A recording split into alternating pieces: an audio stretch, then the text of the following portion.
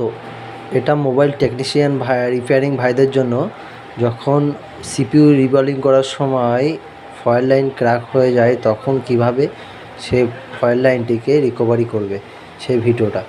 তো এটা mobile technician repairing ভাইদের জন্য যখন সিপিইউ রিবলিং করার সময় ফয়েল লাইন ক্র্যাক হয়ে যায় তখন কিভাবে সে ফয়েল লাইনটিকে রিকভারি করবে সেই ভিডিওটা। তো এটা মোবাইল টেকনিশিয়ান রিপেয়ারিং ভাইদের জন্য যখন সিপিইউ রিবলিং করার সময় ফয়েল লাইন ক্র্যাক হয়ে যায় তখন কিভাবে সে ফয়েল লাইনটিকে রিকভারি করবে সেই ভিডিওটা। তো এটা মোবাইল টেকনিশিয়ান রিপেয়ারিং ভাইদের জন্য যখন সিপিইউ রিবলিং করার সময় ফয়েল লাইন ক্র্যাক হয়ে যায় তখন কিভাবে সে ফয়েল লাইনটিকে রিকভারি করবে সেই ভিডিওটা।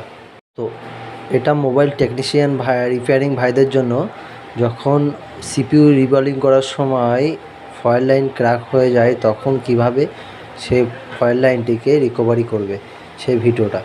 তো এটা মোবাইল টেকনিশিয়ান রিপেয়ারিং ভাইদের জন্য যখন সিপিইউ রিবলিং করার সময় ফয়েল লাইন ক্র্যাক হয়ে যায় তখন কিভাবে সে ফয়েল লাইনটিকে রিকভারি করবে সেই ভিডিওটা।